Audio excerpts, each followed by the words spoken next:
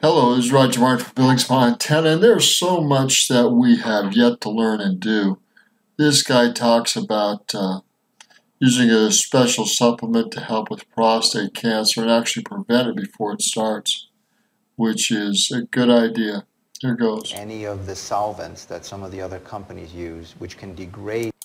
Now he's talking about not using solvents and getting some of these nutrients out. And this company doesn't do that, which will degrade the quality and the effectiveness of the product. The biological activity, because it's not only the herbs, but it's how the herbs are extracted. And this is done in a more gentle and more natural way. Thank you, Dr. Katz. You're welcome. God has given us an immune system. When a baby is born, the first milk from the mother is colostrum. And through that colostrum, the immune system is transferred via transfer factors to the child. That's how that immune system really starts and is built. And it's really sad that so many mothers aren't really nursing today because it becomes very difficult. Why do we have sick children today? I mean, you can probably trace a lot of it back to that. But the immune system was put within us and it grows within us, and if we keep it healthy, it's designed to knock out the common cold or prevent you from getting it. I've known many people who've largely not been sick their entire lives. I'm fortunately one of them. I've had very few sicknesses in my life, and I can probably look back at the times when I've had a real bad cold, and I haven't had one for about 25 years. I haven't been sick. And I can look back and say, oh yeah, that's the time that I, whatever, fell off the wagon or whatever it might be. But the reason is that these people, they exercise. They eat the right foods largely. That doesn't mean you have to eat vegetables every day. It means you have to maintain a sensible diet, one that is largely alkaline. I'd like to say that it doesn't matter what you do on Saturday. It matters what you do the rest of the week. So if you fall off, get back on. It doesn't mean you can't have chocolate once in a while. As a matter of fact, there's some very good organic chocolate out there now that is only has a little bit of cane sugar in it. It's dark chocolate, and it's good for you. But people don't know about it. They eat a Hershey bar instead, which is full of sugar, and it tastes great, but it's really not any good for you. So here he's talking about the quality of food you eat and really knowing what you eat in this little example of a Hershey's candy bar. So the quality of food you eat, and it matters what you put in your body to build your immune system. He said he hasn't had a cold for, what did he say, 25 years? He's got a very good immune system. You can't throw it in the dirt and watch it grow. Don't eat it. Your food's supposed to spoil over time, right? Have you heard of the guy that has the McDonald's museum? I have, actually. How come that food hasn't spoiled yet? Because it's not food. So the immune system has the power to knock out whatever you throw at it, by and large, as long as you keep it strong. Problem in America, again, is we acidify our bodies. We debilitate our immune system. We fill our body with bacteria, thrives, and viruses and parasites. We all have parasites, unless you cleanse them regularly. And then we wonder why we get sick. It's your diet, water, and the correct supplements. Let's look at the transcript here. Quote unquote, different layers of cancer, but it's all cancer. Treat the baseline the same way. If you do the right things that are talked about, the right diet, the right water, the right baseline, because first of all, you can stop that cancer from growing. You need the food to the good cells you're going, and then you need to reverse the cancer. You can go through a diet, then water, then correct supplements. It's too bad that you can go to a clinic, and if it's too bad, you can go to a clinic and have massive intervention with things like DMSO, Laetrile, and vitamin C intravenously. Did you hear that? You have massive intervention with things like DMSO, Laetrile, and vitamin C intravenously, and other things like hypothermia, choline toxin, infrared blood irrigation. These things that really work against cancer and really aggressive. That's the sources. We've got some very interesting videos here. Vaccines. Can you explain what those are? Okay, when we draw blood to obtain these blood elements that I was talking about, platelets or white blood cells, dendritic cells, and so forth, we develop what we call the dendritic cell vaccine. The term is used more because it's used than a real technical situation. It's not really a vaccine. What you do is we have a way to have checkpoints around our body to see what's going on. Those are the lymph nodes. Okay. The lymph nodes will contain great amount of something called dendritic cells. Those dendritic cells, dendritic are elongations of from the center of the cell outward, very much like a spider. Okay, so they look like spiders, and everything that goes through the lymph nodes, through this web of these dendritics from these cells, pass through, and they're checked for identity. Okay, it's like any checkpoint. You check for your driver's license or for your ID, and then you say, sure, he's an American. Or no, he's an illegal alien. He doesn't have documents. You separate that guy, okay? It's the same thing. Cells have a way to tell immune cells whether they belong to that body or not. So let's say a bacteria goes through. The bacteria is going to be immediately identified, and the dendritic cells, what they do is they check the immune components of that cell. They don't do anything with it. They just check everything and call. Okay, you see, we have seen this guy has these characteristics, just like in a checkpoint. The police would call and say, look, you have a guy driving in 101 and going south and with a blue car, etc., etc., and somebody back there is going to stop them and put them in jail. Well, same here. They go through these dendritic cells and they identify, check the cell, and if it's a foreign or non-self cell, which cancer cells respond in the same situation, they're not recognized as self cells. They should be identified, tagged, and destroyed. Then they pass through and they immediately will tell the immune system something about that cell, and that cell is going to be localized and destroyed. Like everything else in life, dendritic cells tend to diminish in our lifetime. As we get older, we diminish them. Or as we do things to ourselves, as we were talking about diet or a lot of things that we still don't fully understand. The fact is that we get a reduction in those cells. So cancer cells and a lot of things can go through unidentified. So they can travel through the body, they can go to different organs. That's why cancer spread, okay? And nothing will happen. Well, what we do is we get those dendritic cells, we nourish them, we concentrate them, we make them more aggressive, and then they're given back into your body.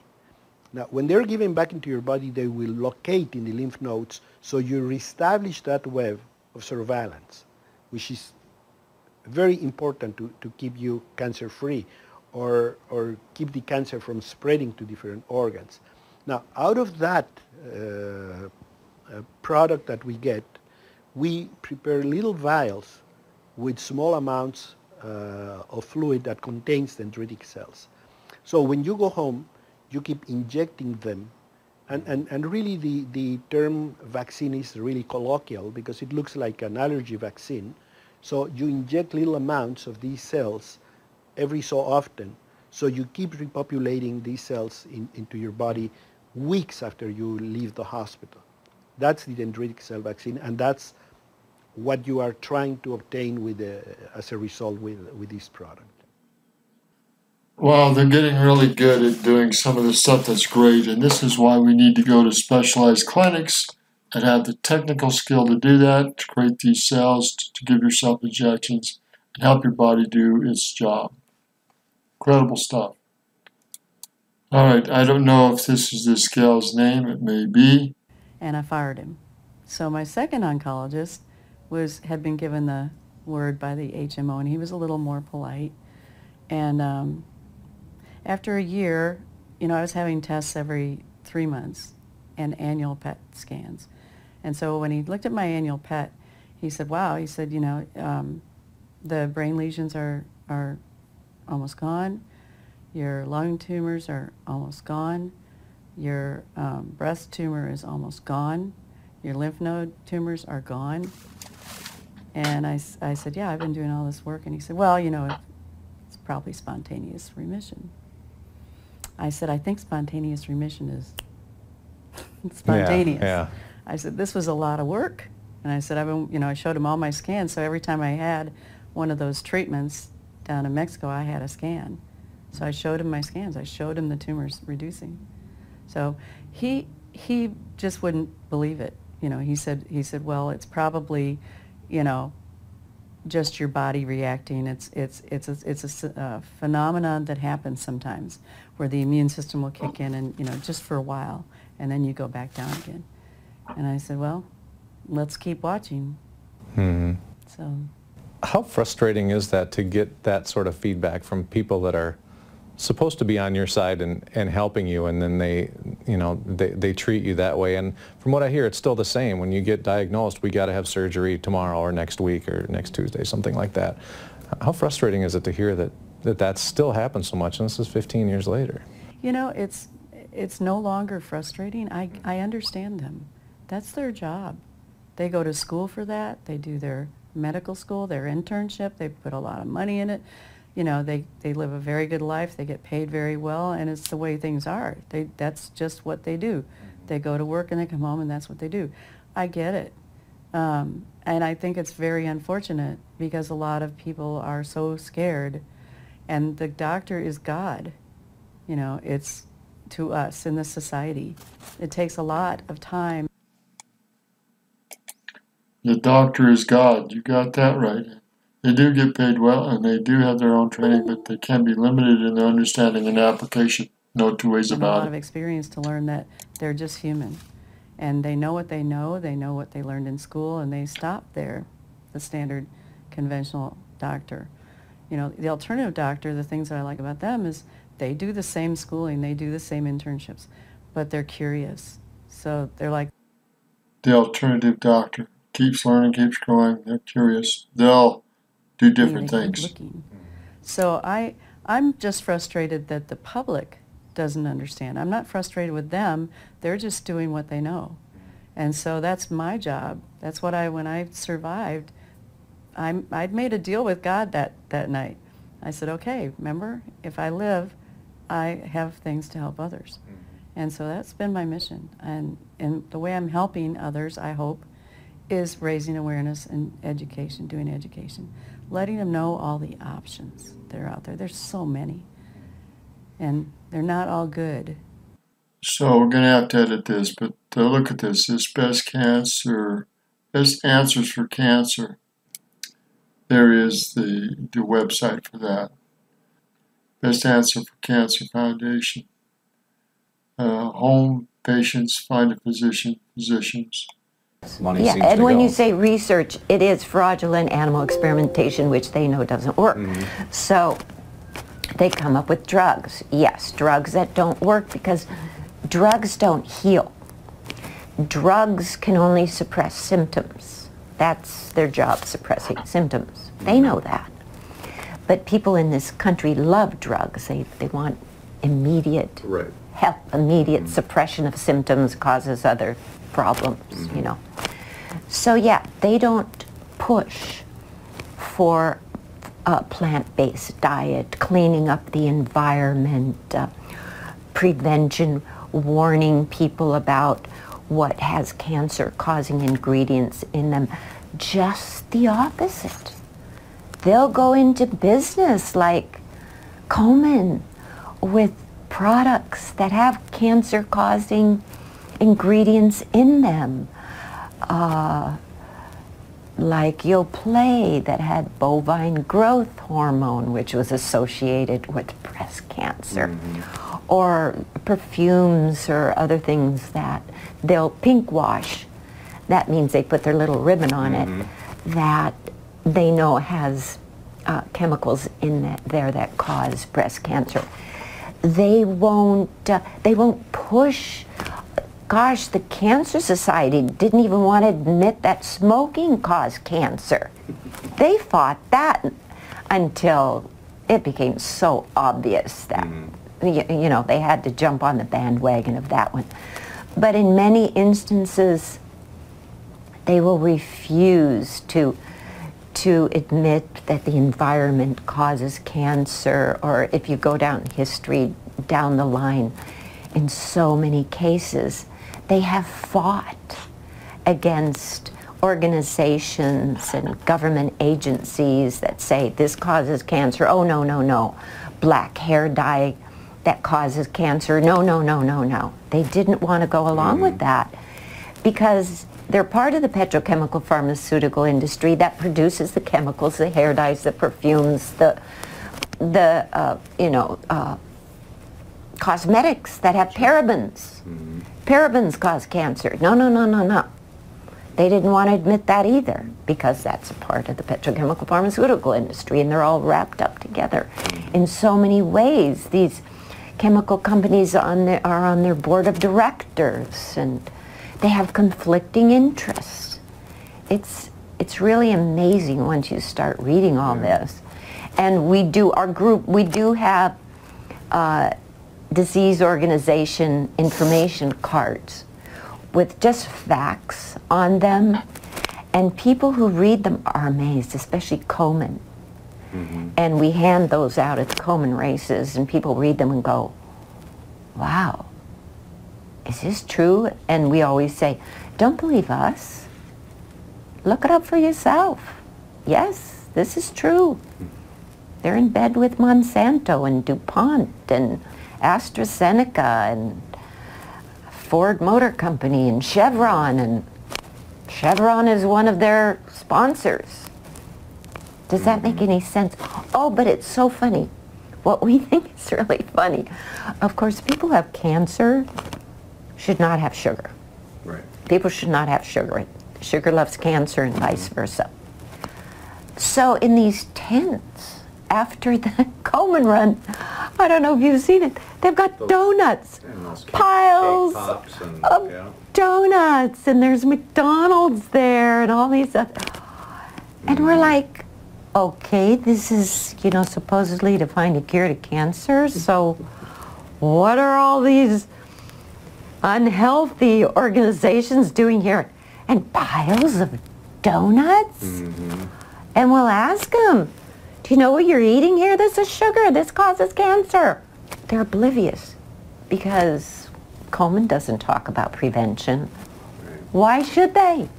It's not in their interest. The truth about pharmaceuticals and what they're doing. I guess obvious in some ways, in that we've spent the past 70, 80 years really focused on the tumor and the tumor cell, and we haven't gotten very far. So what I love about the research that's come out in the last 30, 40 years is we started to recognize that things that we do to the extracellular matrix, the things that we do to what surrounds the tumor or the tumor cell, may have bigger implications than the direct cytotoxic, hit to the cell or the tumor itself. So it's not to say don't focus on the tumor or the tumor cell, but it's that we weren't doing enough. And so I feel like what I do with the Terrain 10 approach is to look at all the factors that made that tumor come to life and start to address those head on. And it's going to vary from person to person. So for instance, if you have 10 women, stage 4 breast cancer, all the same age, all ER positive for their breast tumor type, they're all going to still have different reasons as to why that cancer took root and blossomed. And so that's what I do. That's my job, is to help go and kind of dig around underneath the obvious and find out what's going on and address it. So much here. I got to edit this and go on.